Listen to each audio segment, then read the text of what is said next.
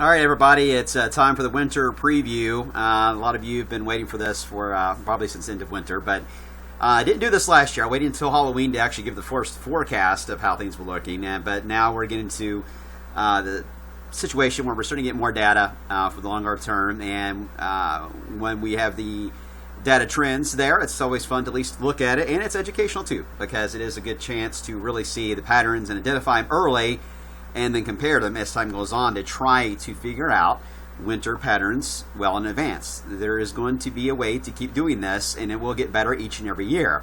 We just got to pay attention to the pattern, all right? That's the key in forecasting. So, having said that, this is just an early preview. Don't need to panic, although some of you probably will. First off, a lot of talk of La Nina. We've had El Nino last winter, strong El Nino, in fact. It crashed as of the past month or two. Now we're just below the neutral category, and the question here was, when are we going to go into a strong La Nina, which was the forecast for the past several months for us to go into a strong La Nina. What happens in La Nina winters here? Usually dry and warm in our neck of the woods, and as you head into the northwest, cooler and wetter as the jet stream takes a little more of a southern track versus a northern track when you have El Nino. Usually the jet goes way up high in El Nino, and allows them to be mainly dry, but in this case it impacts this area a little more with a very lack of rainfall in the southern part of the country, including our area.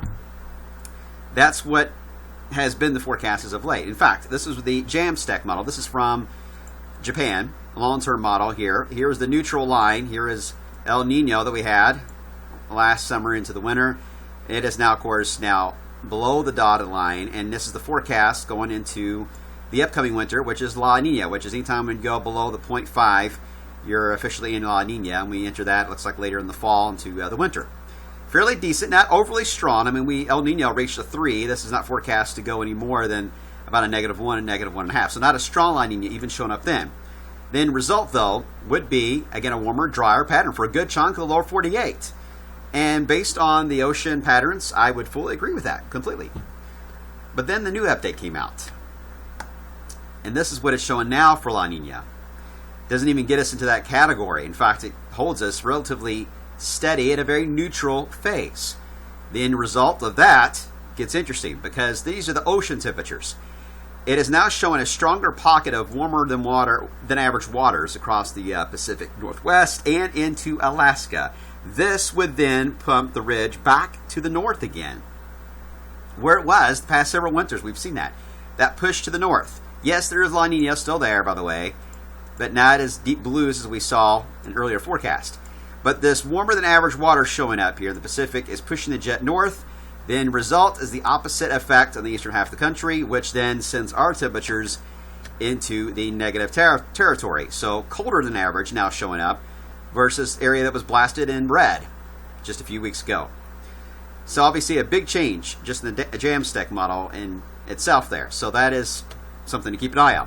So say we do end up with a neutral type of pattern with incels, what we call that, where it's not El Nino, not La Nina, it's neutral. Well, the colder pattern shows up well, and it's the reason why the Jamstack model is showing that colder trench into our area. But we also get more of a subtropical jet influence. We get a lot more deeper low pressures in our neck of the woods, stronger low pressures. Yes, this means bigger snow events. Blizzards can take place in the eastern half of the country, not necessarily here, the eastern half of the country. Severe weather becomes an issue as well. So an active winter versus a relatively boring winter, which was what was showing up, now looks more active and more dynamic. Does it mean very cold and snowy? I can't answer that. In fact, forecasting snow more than 2 weeks in advance is nearly impossible. So I can't really discuss snow, but I can at least give you an idea of the pattern that would support a colder than normal pattern or not, and the latest changes are leaning that way. And looking at the CFS model, the American model of this, it too agrees with this. In fact, here's the December temperatures, warmer than average in our area. Seems awfully familiar. January, there goes the crash. And then as we into February, still colder than average, but begin to ease with a cold centered more across the northeast part of the country. So, interesting stuff. I will say, looking at the tropics so far, we're starting to see the hurricane activity pick up a little more in the Pacific, which was expected to be quiet. And the Atlantic, which was supposed to pick up, really hasn't yet, although it's still early. They don't hit the peak of the hurricane season until mid-September, so we got plenty of time to see if this pattern can balance itself back out and get back on track again. But so far, we've seen so many cold fronts moving into our area, producing so much rainfall for us that we really haven't seen a lot of the switch yet to a hot pattern for our area and a drier pattern establish itself yet. That is interesting to note. Something to monitor as we get into August, September, and October, especially. It's a period of the year that we really see our pattern identified for the winter, is August to October.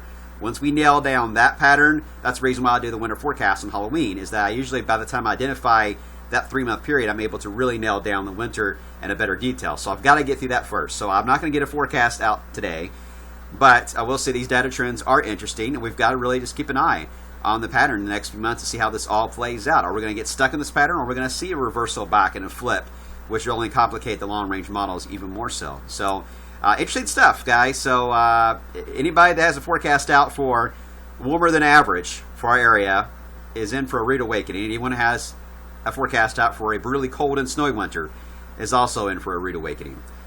Neither one of those can be guaranteed at all at this point. In fact, it still looks to be a wild card winter coming our way, which, for those of you that love snow and surprises, it's music to your ears, because that's the kind of seasons you want to really get things exciting around here. But we'll leave it at that. We got to get through the rest of summer first, guys. So stay tuned. I'll see you guys with another update on this coming up on Halloween night. It'll be here before you know it. Bots.